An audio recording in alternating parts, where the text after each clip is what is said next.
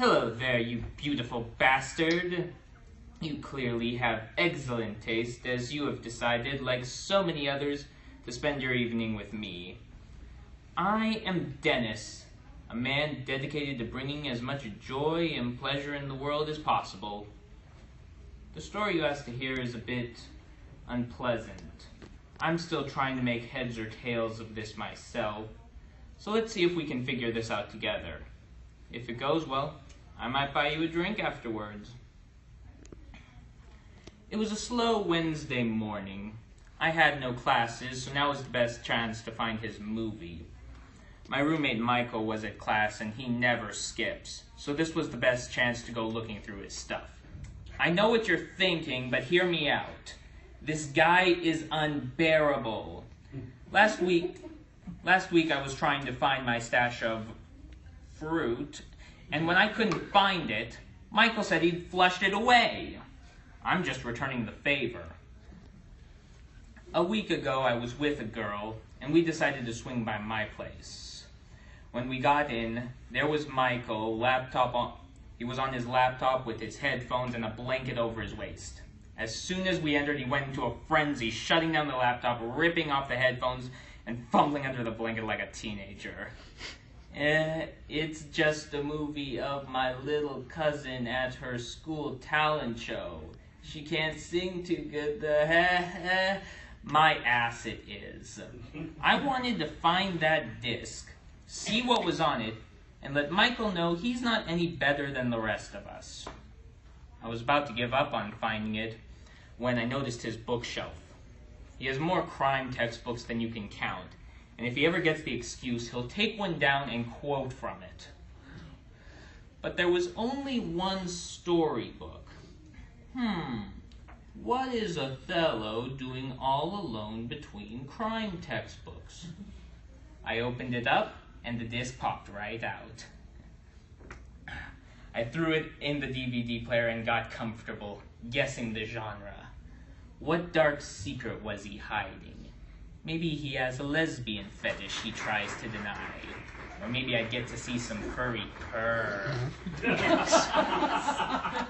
Perhaps this is an imported hentai. Or there's a girl with a goat inside her. I was getting horny just thinking about it.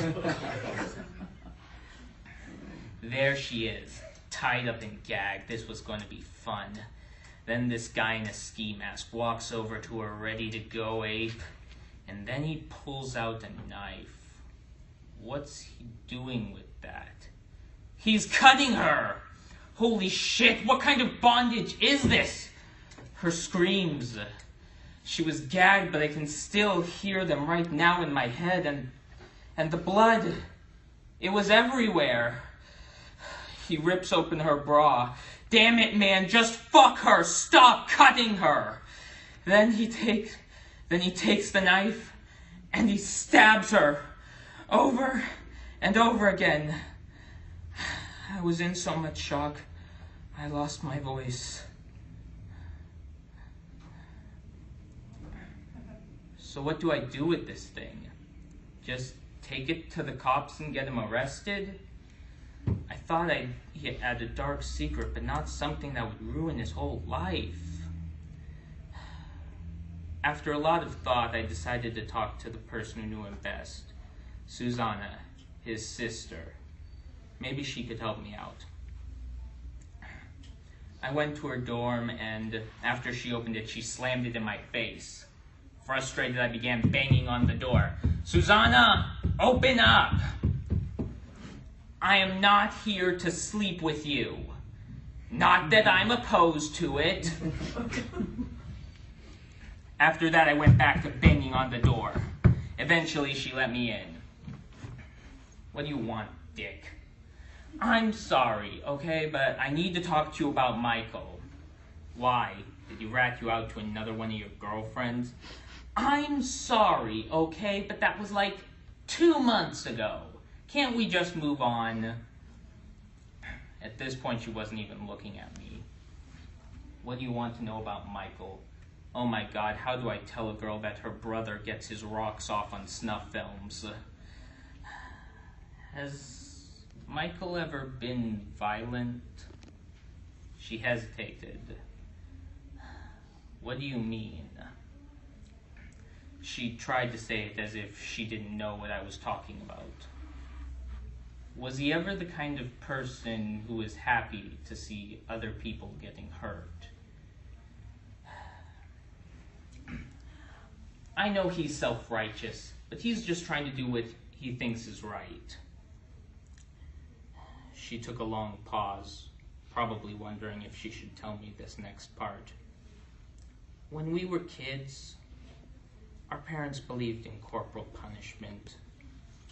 It was rough. Sometimes they spanked us, other times they used a belt. Did he ever watch?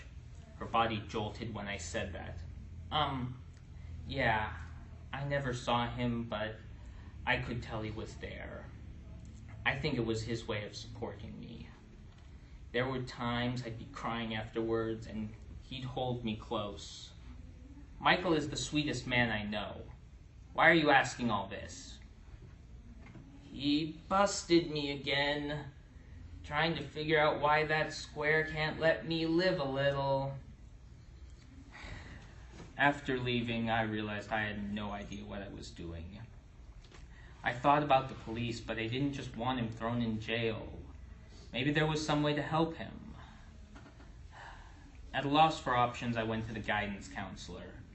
Maybe he could help me, because snuff films turn up in dorms all the time, right? I went to Mr. Foley. I went to Mr. Foley's office, and he said, I said, thanks for meeting with me. I have this problem with my roommate. Not a problem. I listen to roommate problems all day. What seems to be the problem? Dennis. Dennis? The same Dennis all those girls... Never mind, what's the problem? I was going through my roommate's stuff, and I found a movie, a snuff film. Dennis, I'm sorry you had to see that.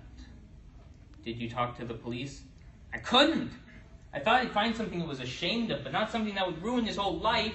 You can't just tell the police. I can't promise that. What did you do with the film? It's in the dorm room. The dorm you two share. Yes, there has to be another way. Can't you do something to help him? I can bring him in and talk to him before I get anyone else involved.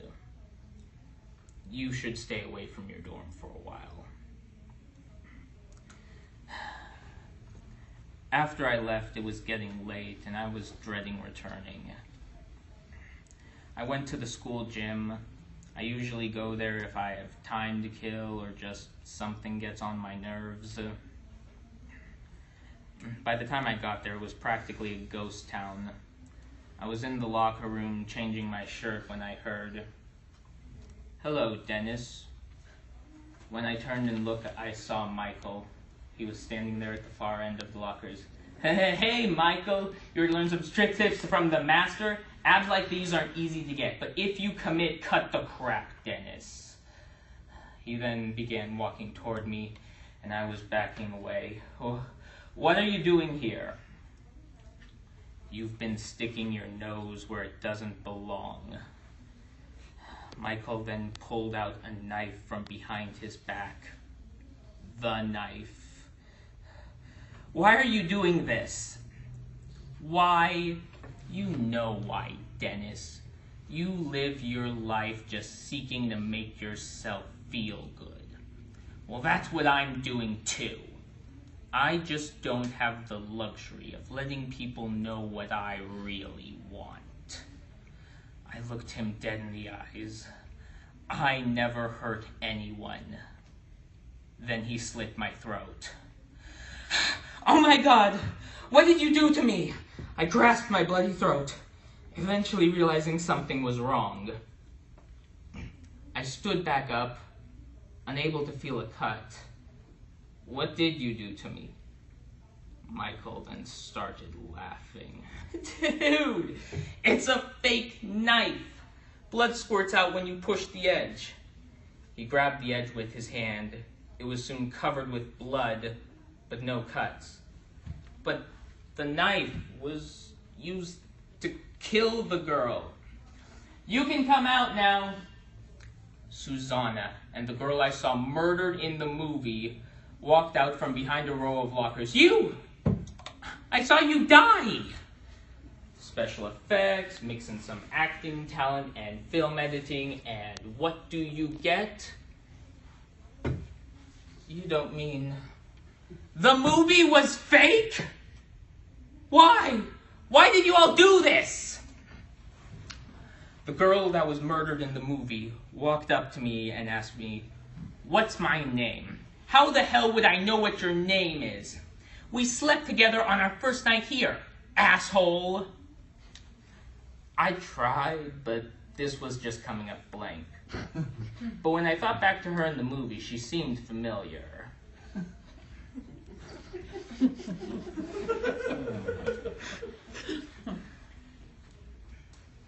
Mike told me that if you asked about him being a serial killer, I should tell you that made-up story about child abuse. Susanna chimed in. I also told him that you asked about him. And then I just followed you here until I got you alone. I had to sit down to process everything. That was a lie, too. Wait, why would I call you a serial killer? You just watched the thing. What? The killer was wearing the same shoes as me. You couldn't tell? He was clearly disappointed by my facial expression. Man, all that effort and you didn't even get all of it. You at least heard about me volunteering at the battered women's shelter from the shrink. You planned that out too? No, Mr. Foley forgot to mention it, I guess. Mr. Foley? You mean Miss Truman. She was the shrink I told my plan to. No, he was out sick today, so drop the weapon, commanded a police officer, pointing her gun at Michael. Michael, Dennis, we both nodded, hands raised. Michael, I have a warrant for your arrest, and I'm bringing the rest of you in for questioning. What? On what grounds?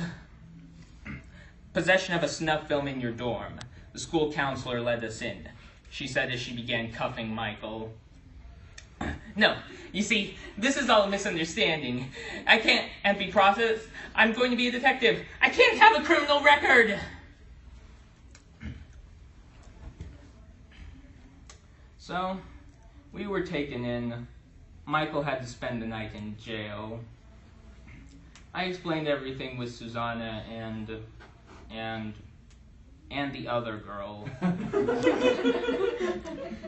The explanation and her being alive was enough for him to be released the next day. Are you still mad at him? Nah, if only you saw him. It was like he'd been locked up for 10 years. So, do you want to get that drink now? What makes you think I'd want to get a drink with you after hearing that story? You listen to my story. I'm just trying to show some gratitude. Is that so wrong? Did we figure out what it was all about? Of course. He's jealous. While he spends his night studying, I'm out here with you. What about those girls? They seemed pretty hurt by you. Well, you heard my story. Do you think I'm going to hurt you? Jameson on the rocks.